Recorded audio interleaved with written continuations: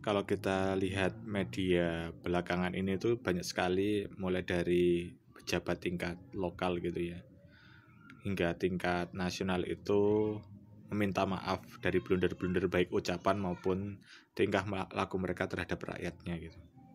Di Indonesia ini blunder-blunder seperti ini itu masih mudah dilupakan oleh rakyat gitu ya. Maksudnya rakyat cenderung untuk memaafkan gitu ya, cepat memaafkan dan melupakan kesalahan para pejabat publik kita gitu. Maka dari puncaknya ketika kemarin itu ada demonstrasi besar-besaran ya, dari berbagai faktor permasalahan ekonomi, kemudian permasalahan sosial yang ada di Indonesia, itu sudah puncak gunung es gitu ya, ketika pejabat itu tidak tahu diri ya, hanya sekedar minta maaf, kemudian juga melakukan blunder-blunder yang tidak perlu gitu. Jadi kalau kita lihat ke negara-negara maju gitu ya, misalnya di Jepang itu ada blunder-blunder yang sifatnya verbal itu yang menyakitkan rakyatnya, itu ya biasanya mundur gitu ya. Kalau di Indonesia itu belum menjadi kultur gitu ya. Jarang sekali, sangat jarang sekali pejabat itu ketika melakukan blunder itu yang sifatnya fatal gitu mengundurkan diri, karena bukan menjadi budaya. Malu itu belum menjadi kebudayaan bagi para pejabat publik kita gitu.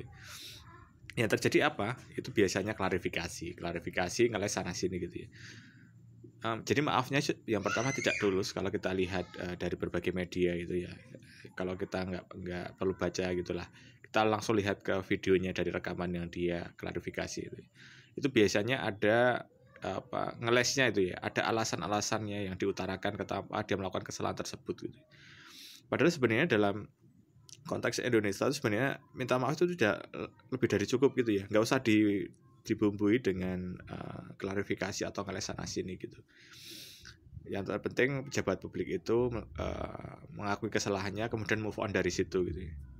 Yang terjadi apa? Klarifikasi, ngelesan sini, kemudian justru menyalahkan pihak lain gitu.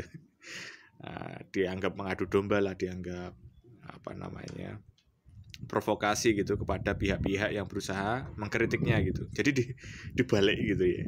Jadi itu menyebalkannya pejabat publik kita itu seperti ini, belum memiliki kedewasaan berpolitik yang matang gitu ya. Kalau kita bahkan tanpa kita compare dengan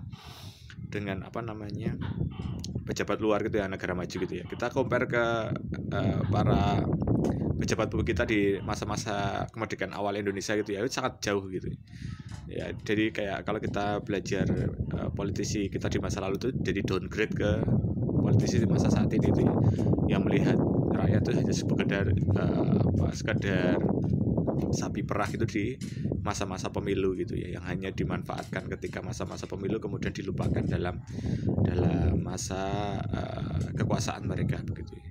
Itu yang mungkin menjadi catatan bagi para pejabat publik kita.